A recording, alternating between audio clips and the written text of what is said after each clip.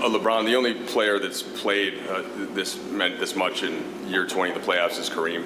And just wondered, and at the level that he was then, how are you able to put this together to respond to Game 5? Where did that start mentally, and then when did you start to feel that swell with your teammates as well on the court tonight? Probably when we landed back in LA after Game 5. The whole thing in my mind was how much rest I can get. Going from that Game 4 where we expended a lot of energy in that game and then had to leave the very next morning and trying to bounce back to Game 5. It was tough on our whole ball club, including myself. And from the moment that we landed here after Game 5, all I was thinking about was just trying to sleep as much as I could, rest as much as I could, make sure my body was get my treatment and my rehab and things of that nature, but staying off my feet as much as possible coming into tonight. And felt pretty good when I woke up this morning. I felt excellent, actually, this morning, and reason I was here so early, too. But it was a good bounce back for us, big-time game for us, and, we fed off our fans once again, and, it's great for us to be able to give back to them like they gave to us tonight. If we could keep our questions to one, please, so I can try and get as many people questions as possible, that would be great. We'll go with Dave. LeBron, over here on the side, we know the rigors of the job can sometimes be tiring, 40-plus minutes, the travel woes, all the alike, and sometimes your opponents may key in on that as they view you. How does the game of basketball keep you young? Obviously, as I get older, I'm playing with much younger guys. I think my boys keep me young, meaning my sons, they keep me young. So, usually before games, I watch a lot of film on the opponent. But my son Bryce actually had an AAU game, EYBL game in Phoenix tonight. So up until probably about 45 minutes on the clock, I was watching his game. And watching him going out there and performing and seeing him play, that kind of inspired me as well. It kept me young tonight. Taylor. Hey, Bron. Obviously, you guys wanted to treat tonight like a Game 7. In what specific ways did you do that, and how did you instill that mentality down through the team? No, it was definitely a Game 7 mentality for us. We understood that we had an opportunity to play in front of our fans, and we want to try to end it tonight. We came out with a disposition, with a next play mentality, and even when we made mistakes, we brushed it off right away and moved on to the next play. So I just think from the start of the game, we was just locked in on our game plan, and all the way till the final seconds of the game. Dan.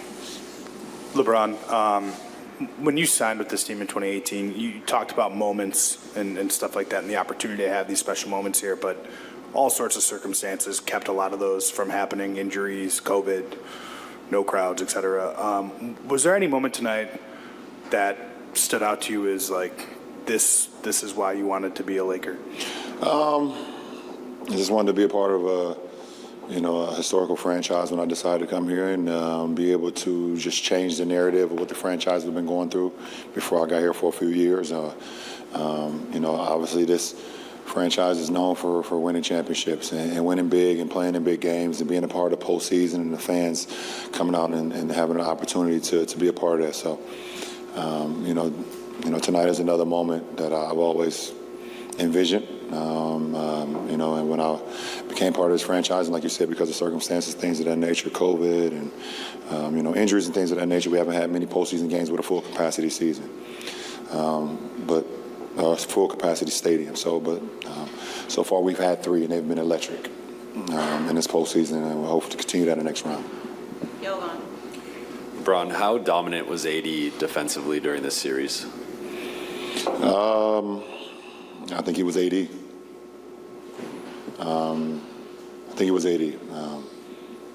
I think we all know, the world knows, the basketball guys know, the competition know that how dominant AD is defensively. He was AD. He was spectacular. BT. LeBron, Darvin said that you shared some things with the guys after the game was over about the next level. What did you say to them, and why was it important for you to share that with that team? Because we got a young ball club with not much experience in the postseason. So, just try to give my knowledge about, what I've been through and what they could expect. So as hard as this series felt and as hard as this series was, it gets even harder when you move a level up. So we was able to conquer level 1, and now we move to level 2, and it gets harder and harder. So, they understood that, and they'll be ready for it. Last two, go Ramona, and then we'll end with Rachel.